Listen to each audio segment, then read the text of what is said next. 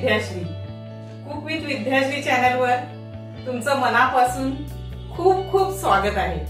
आज आपण बनवणार आहोत पारंपरिक पद्धतीचे जाळीदार मऊसूद असे घावणे. घावणा हा प्रकार कोकणामध्ये बनवला जातो. प्रत्येक घरामध्ये उसळी बरोबर तसेच नाश्त्याला हा घावणा बनवला जातो. सकाळी सकाळच काय नाश्ता बनवायचा हे प्रश्न पडतो तेव्हा घरामधल्या मोजक्याच साहित्यामध्ये घावणे होतात. तर असे हे नाश्ताच नाही तर चिकन बरोबरही खाल्ले जातात आणि व्हेज म्हटलं तर बटाट्याच्या भाजी बरोबर किंवा चहा बरोबरही खातात. तर असेच हे मऊ आणि जाळीदार आज आपण घावणे बनवणार आहोत. तर चला तर रेसिपीकडे वळूया. 2 पेले तांदूळ घेऊया. कोणत्याही प्रकारचे तांदूळ तुम्ही घेऊ शकता. फक्त इंद्रायणी तांदूळ जरा चिकट असतो, त्याचे घावण चिकट होतात.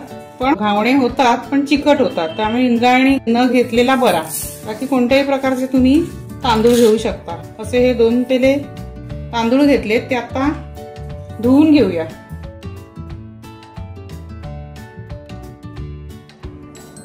तांदूळ स्वच्छ धुवून घेतले 2-3 वेळा. आता त्याच्यामध्ये पाणी टाकून घेऊया.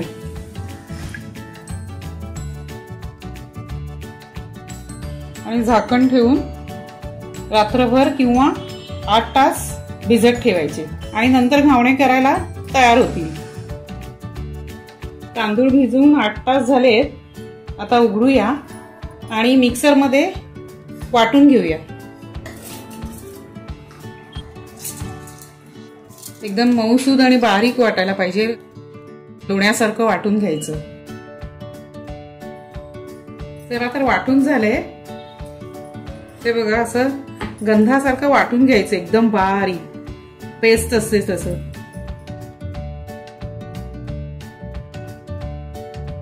आता हे फार घट्ट आहे, पातळ करायचं.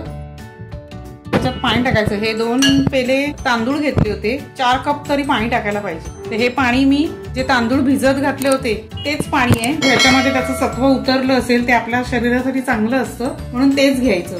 तर 4 कप पाणी टाकूया. ते बघा एवढं पातळ करून घेतलंय. 2 कप तांदूळ होते त्याच्यासाठी 4 कप पाणी टाकलंय आणि वाटताना अर्धा कप टाकलं होतं, म्हणजे असे 4.5 कप पाणी झालंय 2 कप तांदळाला. एवढं पातळ करायचं. आता ह्याच्यात मीठ टाकून घेऊया आणि ढवळून घेऊया. चला तर आता घावण बनवूया. हे भिड्याची कावीळ आहे, त्याच्यावर मी करणार आहे. तुमच्याकडे नॉनस्टिक पॅन असेल त्याच्यावरही तुम्ही करू शकता. ही तापू द्यायची आणि मग करायला सुरुवात करायची. गॅस करून घेऊया. प्रत्येक वेळेस करताना ढवळून घ्यायचं, म्हणजे ते खाली बसलेलं असतं ते सगळं त्याच्यामध्ये मिक्स होतं. प्रथम कॉर्नरने टाकून घ्यायचं. घावण टाकताना चमचाखाली थाळी घ्यायची, म्हणजे गॅसवर आणि इथे पडत नाही, आणि तो टाकून घ्यायचा. 1 मिनिटासाठी झाकण ठेवून घ्यायचं याच्यावर. चला 1 मिनिट झाले, आता उघडून बघूया. तुला कॉर्नरने पहिलं सोडवून घ्यायचं.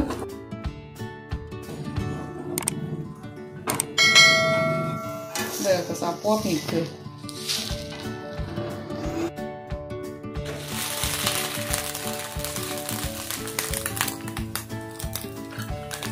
छान कणी पडली आहे.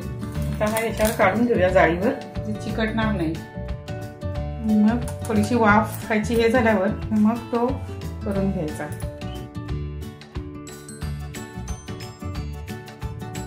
प्रत्येक घावणा टाकताना तेलाने ग्रीस करून घ्यायचं आणि मग हे बॅटर आहे ते ढवळून नंतर टाकायचं, म्हणजे ते सफेद वर दिसत नाही. टाकताना गॅसची फ्लेम मोठी करायची आणि झाकण ठेवून नंतर मंद आचेवर भाजू द्यायचा 1 मिनिटासाठी.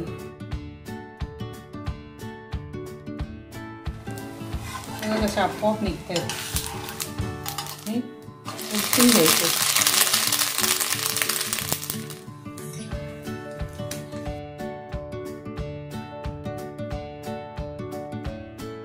जाळीवर काढून घ्यायची, म्हणजे वाफ निघून जाते सगळी आणि चिकटत नाही. एक घावणा काढला की दुसरा टाकताना ग्रीस करून घ्यायचं आणि जो गॅस बंद केलेला असतो तो दुसरा घावणा टाकताना तेल लावतो आपण, तर त्याच्यासाठी 2 मिनिटं थांबून नंतर त्याच्यावर बॅटर टाकायचं.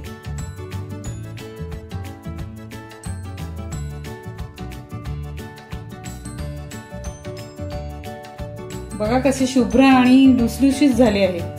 हे बघा कसे लुसलुशीत झाले एकदम शुभ्र आणि कणी पण छान पडली आहे.